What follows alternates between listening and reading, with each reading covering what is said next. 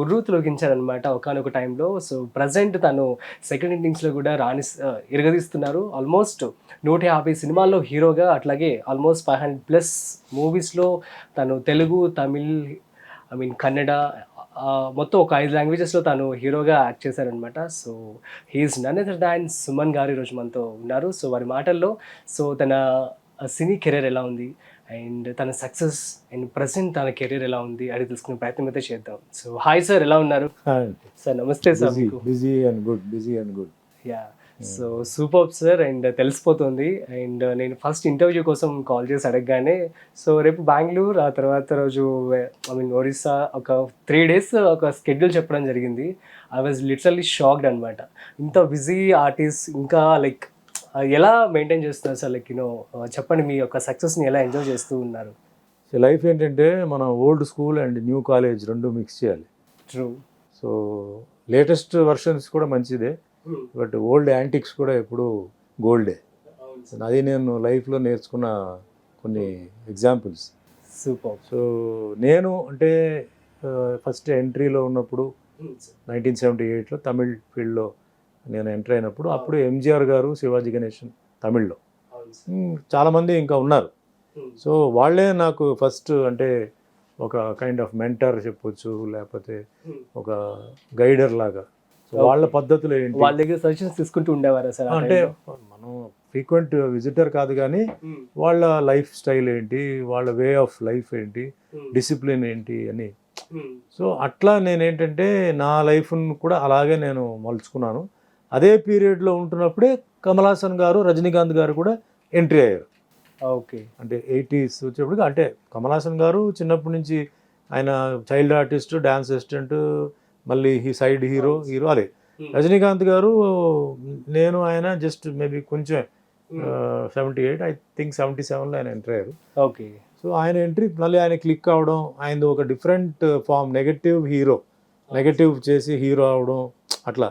So అట్లా follow అవ్వడం. But ఏదైనా టోటల్గా లైఫ్లో మనకు కావాల్సింది ఏంటంటే ఒక డిసిప్లిన్ లైఫ్, పని మీద ఒక డివోషన్ ఉండాలి, డెడికేషన్ ఉండాలి.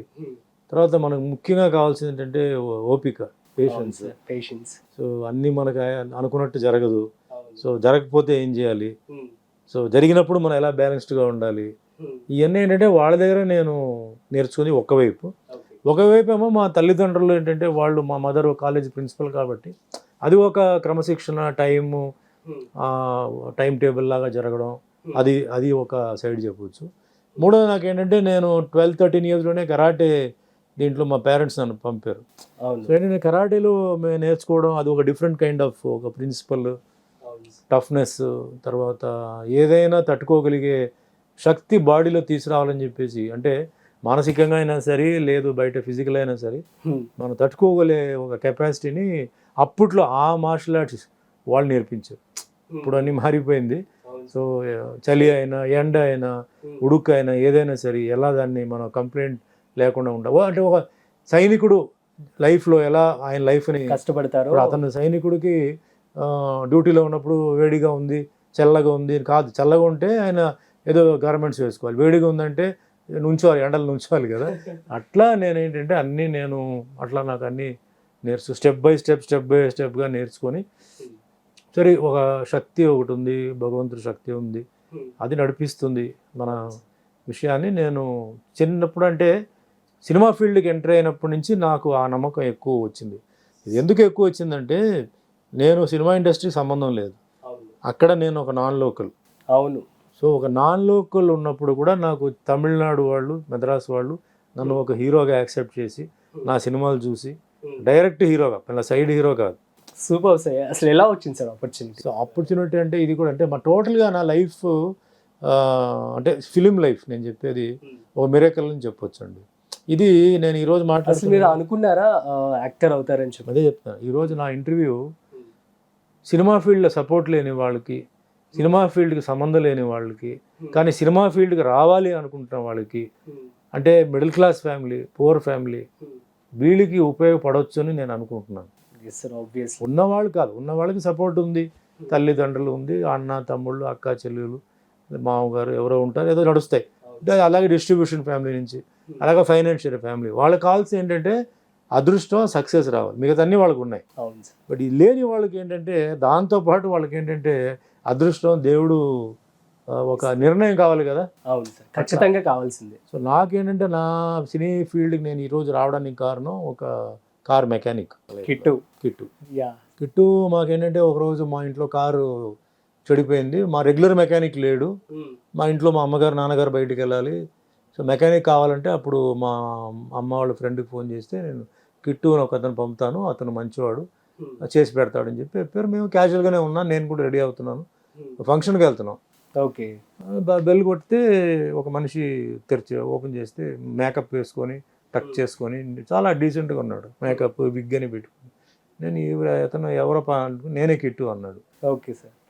సరే ఇలా ఆలోచించి తాళం ఇవ్వండి అన్నాడు, తాళం ఇచ్చాను, వెళ్ళాడు, స్టార్ట్ ఏదో చేసాడు, అయిపోయిన తర్వాత తాళం ఇచ్చేసి నేను వస్తానండి, మీరైనా సినిమాలో యాక్ట్ చేయడానికి మీకు ఇష్టం అని అడిగాడు. లేదండి డైరెక్ట్గా అప్పుడే ఫస్ట్ టైం ఓకే సూపర్, లేదండి నాకు లేదు, నేను కాలేజీలో ఉన్నాను, సో నాకు ఇష్టం లేదని చెప్పి వెళ్ళిపోయాను. దాని తర్వాత నేను లేనప్పుడు నెక్స్ట్ డే ఇంటికి వచ్చి మా అమ్మగారిని ఏమండి ఇట్లా సుమన్ యాక్టింగ్ ఉంటే చాలామంది వెతుకుతున్నారు హీరోస్కి, 2-3 మంచి కంపెనీలు ఉన్నాయండి, నేను కావాలంటే చెప్తానంటే నాది ఏమీ ఇది లేదు, ఆయనకి ఇష్టం ఉంటే ఆయన చేయవచ్చు, నాదేం అబ్జెక్షన్ లేదని చెప్పారంట. ఓకే. సో ఇది వినిసిన అంటే ఇప్పుడు ఎక్కడ ఉన్నారు సుమన్ అంటే, సుమన్ కరాటే క్లాస్లో ఉన్నాడు పలానా, అంటే మా ఇంటి దగ్గరలోనే, అక్కడే వెళ్తే 6 to 9 ఆయన అక్కడే ఉంటాడు, ఇప్పుడే వెళ్ళాడు, మీరు కావాలంటే వెళ్ళానంటే ఈ పరిగెత్తుకుని అక్కడ వచ్చాడు. ఇక్కడ వచ్చిన తర్వాత నన్ను చూసి నేను కరాటే ప్రాక్టీస్ చేయడం చూసి వెంటనే, అప్పుడు టెలిఫోన్ కదా, సో ల్యాండ్ లైన్కి వెళ్ళి ఆ ప్రొడ్యూసర్ డైరెక్టర్కి ఫోన్ చేసి ఏమండి నేను పలానా అడ్రస్లో ఉన్నాను, ఈ అబ్బాయిని చూడండి, సైలెంట్గా చూడండి, మీ క్యారెక్టర్కి సూట్ అవుతాడో చూడండి చెప్తే వాళ్ళు వెంటనే పరిగెత్తుకొని వచ్చారు.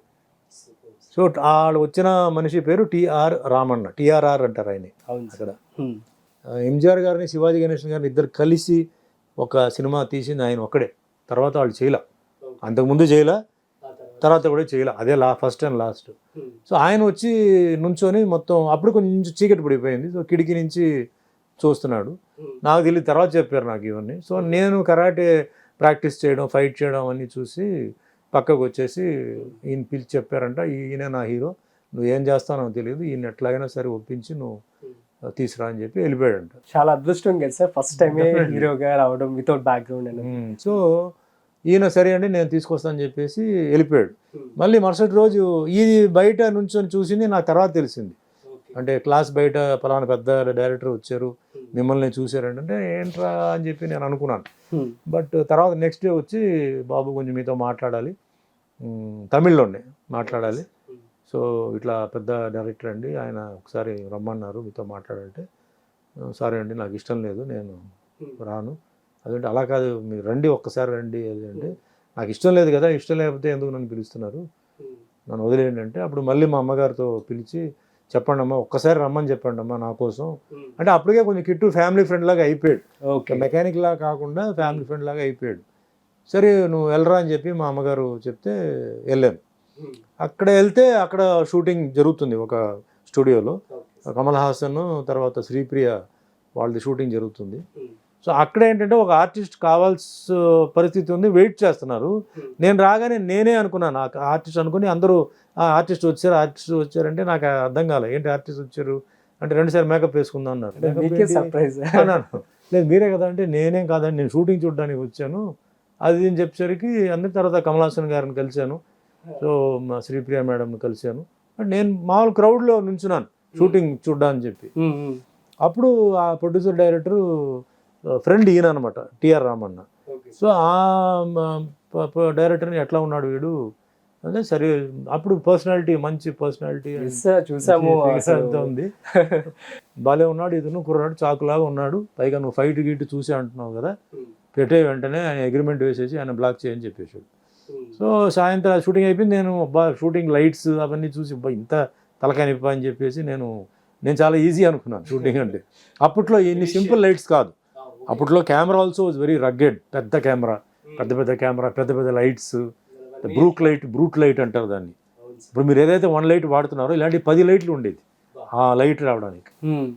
సో అబ్బాయి ఇది పెద్ద మనకు సరిపోదని చెప్పి పదాకిట్టు నేను వెళ్తా అని చెప్పేసి నేను వచ్చి కారు ఎక్కిన, ఆయన పరిగెత్తుకుని వచ్చారు, ఉండప్ప వాళ్ళు వెయిట్ చేస్తున్నారు అది అంటే వాళ్ళు వెయిట్ చేస్తారా నాకు ఇరిటేషన్గా ఉంది, నేను వెళ్ళిపోతాను చెప్పేసి కార్ తీసుకొని నేను వచ్చాను ఇంటికి. వచ్చిన తర్వాత మళ్ళీ నైట్ వచ్చాడు ఇంటికి. లేదు వాళ్ళందరూ నువ్వే కావాలి అంటున్నారు అది అంటే వాళ్ళు అంటారు. సరే మరి నాకు అవన్నీ కుదరదు కదా, నాకేమీ తెలియదు, యాక్టింగ్ తెలియదు అంటే ఏమీ లేదు, ఒక్కసారి మార్నింగ్ ఆఫీస్కి రమ్మన్నారు అంటే మా అమ్మగారు అన్నారు ఎందుకు సతాయిస్తున్నావు, వెళ్ళు ఒకసారి మాట్లాడు చూద్దాం అని చెప్తే అంత రిక్వెస్ట్ చేస్తున్నాడు కదా కిట్టు వెళ్ళాను. సో వెళ్ళాను. వెళ్ళిన తర్వాత ఆయన లోపల పిలిచి బాబు నాకు చేయి బాబు, నువ్వే నా హీరో, నువ్వు డెఫినెట్గా షైన్ అవుతావు, డెఫినెట్గా నువ్వు ఫీల్డ్లో నువ్వు ఉంటావు నువ్వు అంటే ఎలా చెప్తున్నారు మీరు, నా జాతకం మీకు తెలియదు కదా అంటే లేదు నాకు ఎందుకో సిక్స్త్ సెన్స్ చెప్తుంది నువ్వు ఉంటావు ఫీల్డ్లో, నువ్వు హీరో అవుతావు, నాకు ఎందుకో తెలుస్తుంది, నా సినిమా ఒప్పుకో, నీకు ఏం కావాలంటే నేను చేస్తాను, నీకు ఏ ఇబ్బంది ఉండదు, నాకు నీ ఫేస్ నీ స్ట్రక్చర్ అన్నీ నచ్చింది, నాకు యాక్టింగ్ నేను నేర్పిస్తాను, ఇప్పుడు అన్నీ న్యాచురలే కదా, నువ్వు ఏం చేస్తున్నావో దాన్ని నేను బెటర్మెంట్ చేస్తాను, ఓవర్ యాక్టింగ్ అదంతా లేదు, ఆ డ్రామా ఆ టైప్ అంతా లేదు, ఆ రోజుల్లాగా ఆ విగ్స్ అవన్నీ ఏం లేదు, ఓన్ హెయిరే అప్పుడు అని చెప్పాడు. ఓకే సరే అండి నేను చెప్తాను చెప్పాను. మరి ఇంటికి వచ్చిన తర్వాత సరే చేద్దాం, మా ఫ్రెండ్స్ని అడిగితే అందరూ ఒప్పుకోబా ఏంటిది అసలు ఆ పెద్ద డైరెక్టర్ నీ వెనకాల తిరుగుతున్నాడు, ఆయన వెనకాల వెళ్ళు మార్నింగ్ ఆఫీస్ వెళ్ళి చూడు ఎంతమంది నుంచున్నారని, నువ్వు ఒప్పుకో అంటే సరే అని చెప్పి సరే చేస్తానండి సినిమా, ఎప్పటి నుంచి షూటింగ్ అన్న, ఎప్పటి నుంచి షూటింగ్ అంటే రేపటి నుంచే షూటింగ్. రేపేంటి సార్ నేను కాకపోతే కొంచెం హెయిర్ ఎక్కువ ఉంది, కొంచెం కటింగ్ చేయాలి, రెడీ అవ్వాలి, కొంచెం ఇన్స్టిట్యూట్ వెళ్ళాలంటే మా షూటింగే నీకు ఇన్స్టిట్యూట్, కటింగ్ చేసుకుంటారా దాని గురించి ఏం లేదు, అన్ని రేపు మార్నింగ్ ఏవిఎం స్టూడియోలో మనం కలుస్తున్నాం, పెద్ద కాంబినేషన్ ఉంది పెద్ద పెద్ద ఆర్టిస్టులతో అని చెప్పి అక్కడ తమిళ్లో పెద్ద ఆర్టిస్టులు మేజర్ సుందరరాజన్ తర్వాత పెద్ద పెద్ద వాళ్ళు అనమాట, మనోరమ గారు వీళ్ళందరూ. ఎలా అనిపించింది sir experience? So first of all నేను స్టూడియో ఎంటర్, అది పెద్ద ఏవిఎం పెద్ద కాంపౌండ్ కదా అసలు, ఆ ఏరియా కోడంబాకం ఏరియా అనేది ఇట్ ఈస్ సంథింగ్ లైక్ ఒక హాలీవుడ్ స్టూడియోస్ ఎట్లా వరుసగా ఉంటాయో ఆ ఏరియాకి ఎంటర్ అయితేనే మీకు స్టూడియోస్ లెఫ్ట్ రైట్ ఆ టైంలోనే. అది అసలు తమిళనాడు మద్రాస్ మెయిన్ కదా, సౌత్ ఎంటైర్ ఫిలిం ఫీల్డ్కి పునాది అదే మెయిన్. మీకు తర్వాత కన్నడ, తర్వాత మలయాళం, ఆమె తర్వాత డివైడ్ అయింది. అసలు ఎన్ని studio, Vahini studio, AVM studio, you name it, so many studio, Hindi shootings were going on. So Chennai అంటే old name Madras, Madras was the biggest place for shootings studios. ఆ area suppose for example Banjara Hills తీసుకుంటే బంజారాహిల్స్లో హౌస్ లేదు, అన్ని స్టూడియోలు, రికార్డింగ్ థియేటర్లు, డబ్బింగ్ థియేటర్ ఇవే ఉంటాయి, 10% హౌసెస్ ఉంటాయి, ఇంకో 10% హోటల్స్ ఉంటాయి, మిగతా 80% ఇదే అనమాట. So that is very. So నేను కార్లో వెళ్తున్నప్పుడు లెఫ్ట్ రైట్ ఇవన్నీ చూసి ఆఖరికి ఏవిఎం స్టూడియోకి వెళ్ళి మేకప్ రూమ్ తీసుకెళ్ళారు. సో మేకప్ రూమ్లో కూర్చోబెట్టి మేకప్ మ్యాన్ ఆయన వచ్చారు. వచ్చిన తర్వాత సరే ఇంతకుముందు మేకప్ వేశారంటే లేదన్నాను. అయితే నేను చెప్తానండి మీరు మేకప్ చేయితో మీరు ఎక్కడ ముట్టుకోకూడదు, నేను వేసిన తర్వాత మీ క్లాత్ ఇస్తాను, మీ చాట్లో వస్తే క్లాత్ ఇలా తుడవద్దు ఇట్లా ఇవన్నీ పాపం చెప్పాడు. సో మేకప్ పెట్టాడు. సో ఫస్ట్ టైం నా ఫేస్ విత్ మేకప్ నేను చూస్తున్నాను, యూనో అంతకుముందు మేకప్ లేదు కదా. సో మేకప్తో చూశాను, దెన్ కాస్ట్యూమ్ ఇచ్చారు, సెట్కి వెళ్ళాను. డైలాగ్ నాకు ఒక 1 పేజ్ డైలాగ్ ఇచ్చారు, నేనే మాట్లాడాలి ఆ రోజు, వాళ్ళతో ఏం కాదు, వాళ్ళందరూ నుంచి ఉంటారు, డైలాగ్ మాట్లాడుకొని ఎలా సార్ ఫస్ట్ డే. సో అదే అన్నీ నాకు ఎవ్రీథింగ్ వాజ్ అ టెస్ట్ అండి, నాకు everything was a test. So cameraman ఏమో ఈ లైట్ తీసుకోకూడదండి, మీరు ఈ పాయింట్కి రావాలి, అక్కడ వెళ్ళకూడదండి, ఇవన్నీ ఆయన రూల్స్ రెగ్యులేషన్స్, ఇటే చూడాలి. అండ్ ఓల్డ్ స్కూల్లో కొంచెం ఏంటంటే ఆర్టిస్ట్తో ఇప్పుడు సపోజ్ మీరు కూర్చున్నారు కదా, మిమ్మల్ని చూసి మాట్లాడకూడదు, కెమెరా అక్కడ ఉంది కాబట్టి కొంచెం ఇలా చూసి మాట్లాడాలి, చాలా డిఫికల్ట్ అది. అవును, నాకు చాలా కష్టమైంది. Direct I to eye contact కదా, ఐ టు ఐ కాంటాక్ట్ వద్దండి, మీరు ఆయన చెవి చూసి మీరు మాట్లాడి అని చెప్పేవారు. అంటే కొంచెం కెమెరా కూడా మీ ఫేస్ వస్తుంది, ఇవన్నీ రూల్స్ అన్న. నాకు ఇవన్నీ ఫిలిం ఇన్స్టిట్యూట్కి వెళ్ళి ఉంటే చెప్పేవారు. So I don't know. So అవన్నీ నేర్పించారు, రిహర్సల్స్ చూసాం, 1 టేక్ తీసాం, 1 టేక్ వాజ్ ఓకే. సో అందరూ క్లాప్స్ కొట్టారు. సో క్లాప్స్ ఇవన్నీ మామూలే ఉంటాయి, ఇది పెద్ద రొటీనే కదా అనుకొని నేను బట్ లైట్ ఆఫీసర్స్ వాళ్ళందరూ వచ్చేసి లేదు సార్ మీరు బాగా చెప్పారండి, మేము చాలామంది కొత్త వాళ్ళని చూస్తున్నాం కదా, ప్రాక్టీస్ చేయండి, మీరు బాగా కష్టపడండి సార్, మీరు పైకి వస్తారని చెప్పి. సో సినిమా ఫీల్డ్లో ఉంటాను పైకి వస్తాను అనేది మరి వాళ్ళందరూ ఏ ఒక్క సిక్స్త్ సెన్స్తో చెప్పారో తెలీదు. ఈరోజు 45 సంవత్సరాలు దాటాను, 150 సినిమాలు హీరోగా చేశాను, తమిళ్లో, తెలుగులోది, and other 650 films character artist in 10 languages I have acted. So ఇదంతా ఒక మిరకల్ అండి, సుమంద్ కాదు ఇది, సుమంద్ తల్లిదండ్రుల ఆశీర్వాదాలు, ఆ భగవంతుడు నిర్ణయించుకొని చేశారు. So what I'm trying to say, cinema ఫీల్డ్కి సంబంధం లేదు, సినిమా నాకు ఎవరు సపోర్ట్ లేదు, నాన్ లోకల్ అక్కడ నేను. నాలాంటి వాడు ఈరోజు అసలు ఒక స్థానాన్ని సంపాదించుకొని ఫిలిం ఇండస్ట్రీలో సినిమాలు, ఇన్ని క్యారెక్టర్స్, ఇన్ని లాంగ్వేజెస్ ఎలా చేయగలిగాను? It's a miracle. Obviously sir, miracle తప్ప. లేకపోతే దీనికి ఒక డెఫినేషన్ నాకు ఇవ్వండి, వేరే ఏదైనా ఇవ్వండి చూద్దాం. Of course hard work also అది ఉంది, ప్రతి ఒక్కరు చేస్తున్నారు కదా, హార్డ్ వర్క్ చాలా మంది చేస్తారు. ఆపర్చునిటీ రావడం గొప్ప, దాన్ని ఉపయోగించుకోవడం is big thing. And you know దాన్ని మీరు సినిమా ఫీల్డ్లో ముందు నేనేమంటానంటే అదృష్టం అనేది ఉండాలి, ఇది రాసి ఉండాలి, ఇక్కడ రాసి ఉంటే అది తీసుకెళ్తుంది. అక్కడి నుంచి నడిచేది మన పని. అక్కడ మీకు కింద దిగాలి, పైకి ఎక్కాలి, వాటర్ ఉంటుంది, వాటర్ దాటాలి, అన్నీ ఉంటాయి. అది మీకు టైం అలా నేర్పిస్తుంది. కింద పడాలి కదా, కింద పడితేనే తెలుస్తుంది గొయ్యి ఎంత లోతుగా ఉందని. సో అట్లా నేను లైఫ్ ఏంటంటే, నాకు ఎటువంటి బ్యాక్గ్రౌండ్ అంటే చెప్పేవాళ్ళు నాకు ఒకటే గాడ్ బ్రదర్ ఎవరుంటే కిట్టువే. సో కిట్టుకి తర్వాత మీరు థ్యాంక్స్ ఎలా చెప్పారు సార్? థ్యాంక్స్ ఏంటి, he was with me throughout. So నాకు బ్రదర్ లాగా డైలీ షూటింగ్కి రావడం, 6 months వరకు మాకు బాగా క్లోజ్ ఫ్యామిలీ ఫ్రెండ్ అవడం, చాలా మేము క్లోజ్. నాకు ఏదైనా అడ్వైస్ కావాలంటే కిట్టుకే ఫోన్ చేసి, కిట్టు అన్న ఏంటి ఇట్లా ఉంది, ఏం నిర్ణయం తీసుకోవాలని తెలియదు, 10 ప్రొడ్యూసర్స్ వచ్చినా దీంట్లో ఎవరిని ఒప్పుకోవాలి, ఎవరిని వదులుకోవాలని తెలియదు అంటే ఆయన చెప్పేవారు, నువ్వు ఈ 5 మందిని ఒప్పుకో, మిగిలిన వాళ్ళని తర్వాత చేస్తా అని చెప్పు. సో అట్లాంటి ఒక అడ్వైజర్ అండ్ గైడ్ నాకు కిట్టువే అట్లా. సో హిట్ టీవీ యాప్, ఇందులో short news, live news, entertainment shows, movies, digital magazines తో పాటు మీ జిల్లా వార్తలను కూడా ఫ్రీగా చూడొచ్చు.